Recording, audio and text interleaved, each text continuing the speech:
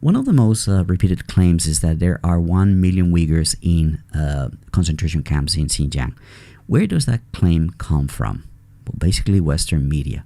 You don't need to believe me. You just have to listen to Omer Kanat. He is the chairman of the World Uighur Congress. Chinese authorities, Chinese government put more than 1 million Uyghurs in so-called re-education camp. It is very similar to concentration camps. And your group, which is sponsored by the NED, is the one that's documented this and supplied the information to the U.S.?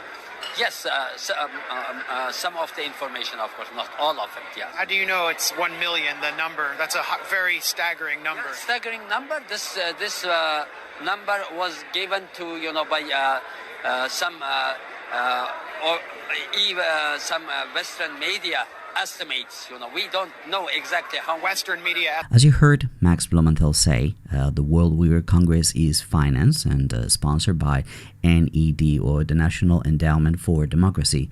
Who are they? Who are the NED? Well, it's an organization that exports democracy. They export democracy in styles of Iraq, Afghanistan, and they try to also finance separatists in Hong Kong. Now let's ask, which mainstream media are we talking about?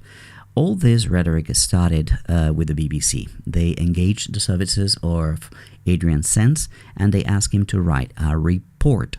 This report, after written, was actually read and presented to the United States Congress, and from that moment on, a stronger policy and a stronger rhetoric from both Democrats and Republicans was devised against China and Beijing. So let's start talking about, what do we know about Adrian Sense? Number one, he has never been to Xinjiang. That's a very important fact right there. Number two, he actually initially turned down the BBC request to write this report.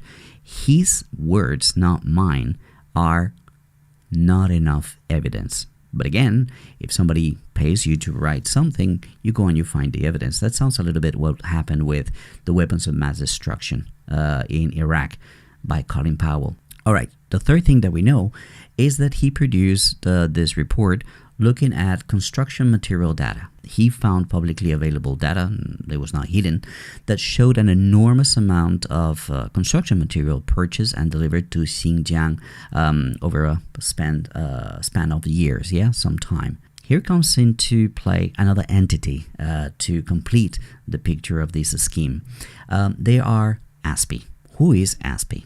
They are an independent, non-partisan think tank that produces expert and timely advice for Australia's strategic and defense leadership. So now you hear leaders, now you hear defense, now you see strategic, and you start thinking, probably industrial military complex. What did ASPI find? Well, they wrote a report called the Mapping Xinjiang's Re-Education Camps, and I'm going to read from that particular report. They say, from first-hand testimony to satellite imagery, researchers have now provided empirical data that authoritatively paints a picture of the extent of China's biggest human rights abuse. Basically, what ASPI did is they took satellite pictures of buildings around the area. Let's ask ourselves first, who funds ASPI?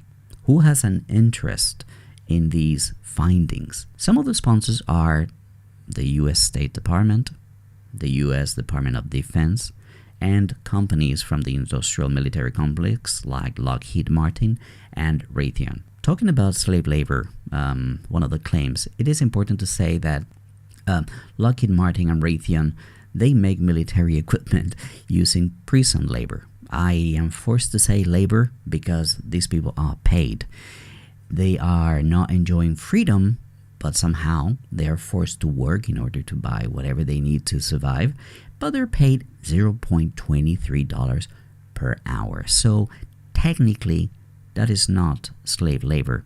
It is prison labor, and there's a difference, 23 cents of difference. Okay, so that's basically the data. That is what is used to support these claims of genocide and other really, really bad stuff